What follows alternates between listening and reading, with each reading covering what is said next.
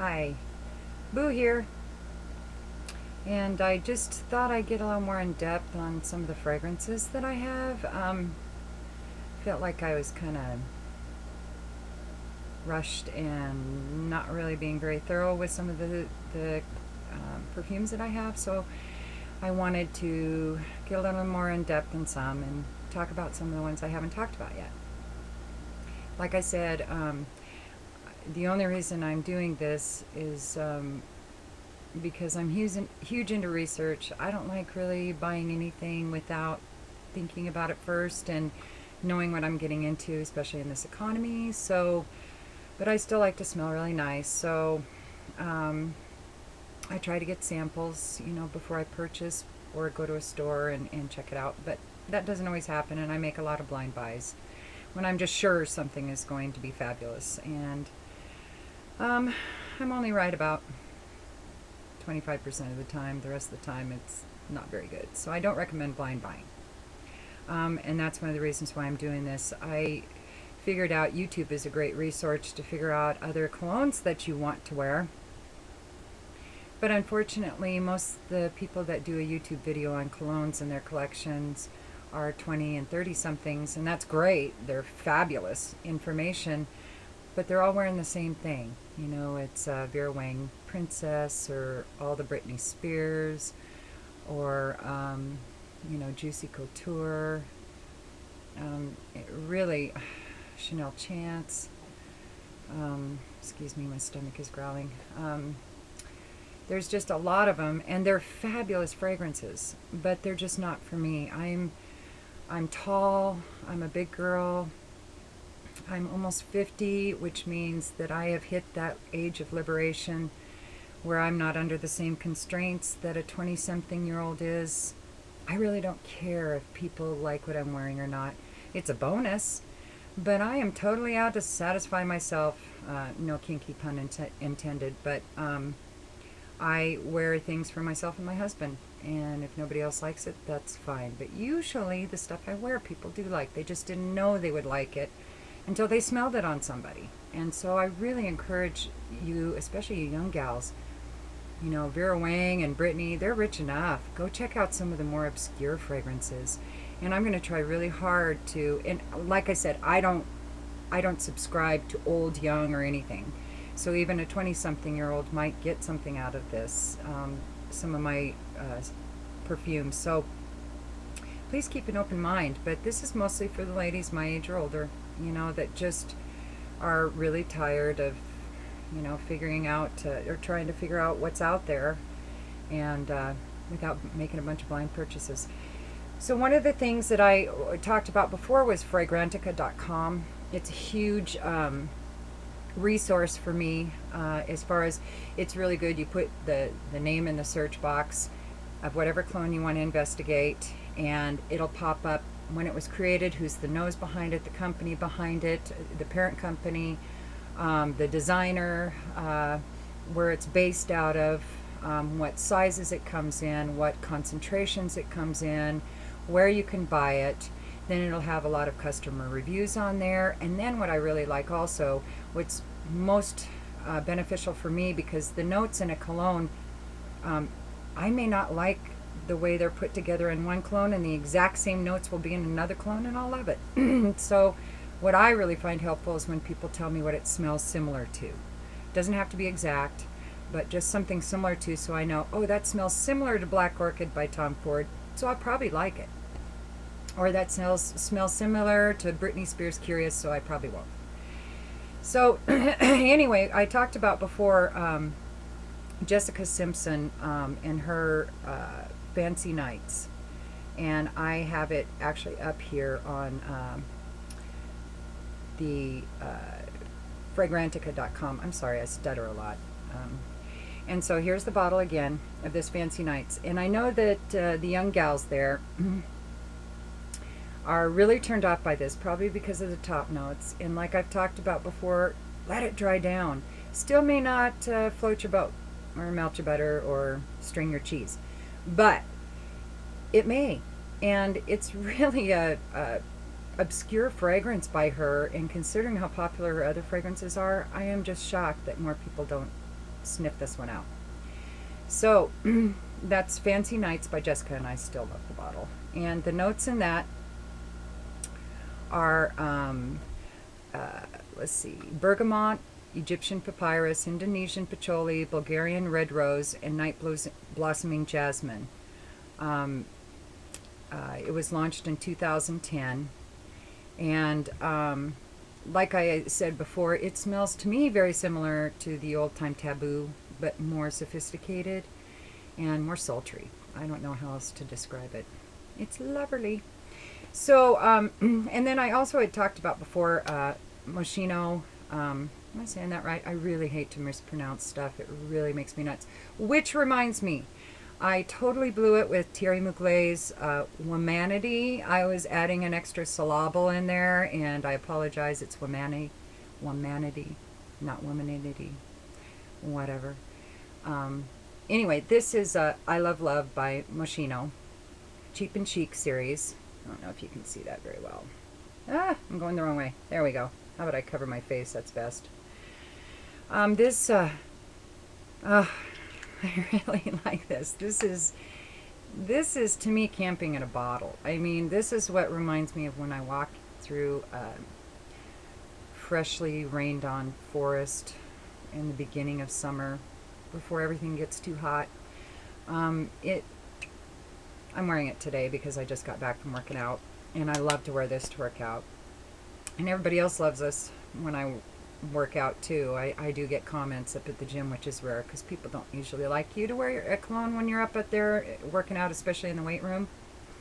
And I'm there with a bunch of guys, you know, and so they really don't like it if I wear anything too flowery or too booty. And so if they're nice to me, then I'll wear my I Love Love.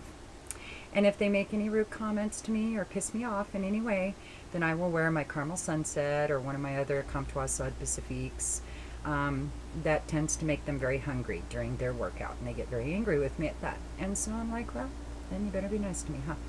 So anyway, this Moschino Cheap and Chic I Love Love smells very similar to Dolce & Gabbana Light Blue. So I was going to read to you the notes on both of them so you could see a little bit of how they're different. So the I Love Love is the heart introduces fresh flowers, lily of the valley, bulrush, tea rose, and cinnamon leaves. The dry down is woody and musky. Tanaka wood, musk, and cedar. And it was created in 2004. And so Dolce & Gabbana Light Blue, which everybody is familiar with, it has notes of lime and cedar. Well, it doesn't say much on this one, which kind of surprises me. I guess it... Excuse me! I am so sorry. That's so rude.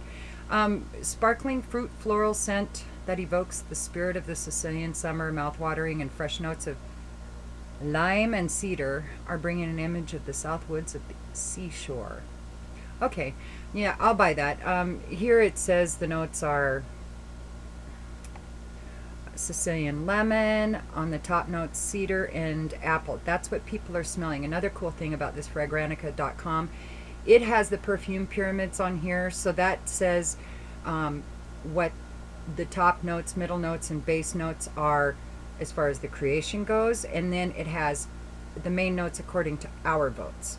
So, you know, they say that the top notes are one thing, everybody else says it's this, and middle notes of bamboo, musk, jasmine, bellflower, and white rose, with the base notes of amber and looks like cedar. So that's the difference between the two, and from what I gleaned to that is that the light blue is a little more woody. It's a more of the cedar smell to it, most definitely, which really makes it a good unisex fragrance. Whereas the Moschino I Love Love is definitely more girly, a little lighter, a little more heavy on the citrus than the wood. So that's the difference between those two. The other two I was going to talk about, another one I've already talked about before, which I love, is Black Excess. And I love this bottle. It's like a gothic heart with a rose on it or something. And it's wonderful. I just love it. Oh, I just love it. It really does smell like a vampirus or something. And then the other one, whoops, is Black Excess, which my bottle just came in. And let me show it to you. This is the Black Excess, Lay Excess, or LXS, or however you want to say it. It's got these really cool little skull charms and stuff on it. That's I don't know if you can see that, but it's a little skull charm. Really cool bottle. I really, really like it. Am I making you seasick with me moving this thing around so much? Sorry. So anyway, the difference between these two, I mean, the bottles look really, really similar. If you can see that, they are very, very close. So, but the smells are not. I mean,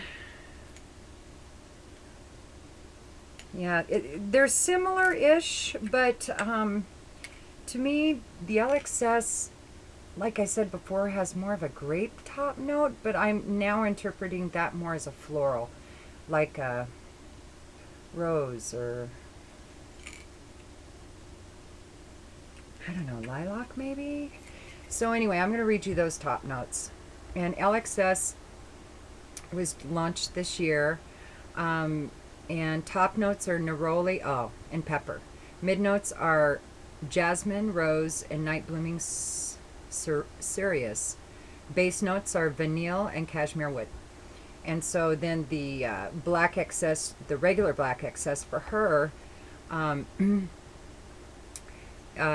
starts with cranberry, pink peppercorn, and tamarind notes. Around the heart of hellebore, noir rose, black violet, and cocoa blossom. Base notes are patchouli, massoya, wood, and vanilla. So that's the difference. They really are made out of completely different ingredients, but they do smell similar. I had to have them both. Had to. Besides, I love these bottles. I just love these bottles. It looks like something that would be on Barnabas Collins and Victoria's shelves in the big manor on Dark Shadows. And I'm not talking about, I haven't seen the one with Johnny Depp. I am a child of the original. So anywho, those are those two. And since I was talking about Dolce and Gabbana, I wanted to also talk about one of my other favorites of theirs. Oh my gosh, I'm going to have to pronounce this too. It's Dolce & Gabbana number 3. How's that? Yeah, it's cheating. Okay. L'Imperatrice. I have no idea what that means. I probably have butchered the name, but L'Imperatrice? Somebody probably knows what that means. So, anyway, and that's a fabulous fragrance, and the notes in that are gotta go down the list. Wow, I'm not finding a whole lot. It's just saying all the stars that are involved with this fragrance, but it just isn't saying a whole lot. Oh, there. Aromas of watermelon, kiwi, pink cyclamen, and musk. Huh.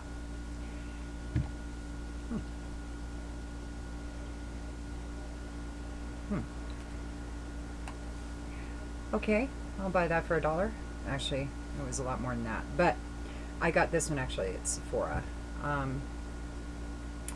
And other people say that this smells like Madison Square Park by Bond Number 9. Bond Number 9, I love their fragrances.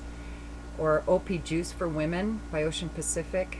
I don't know, I haven't smelled either one of those yet. But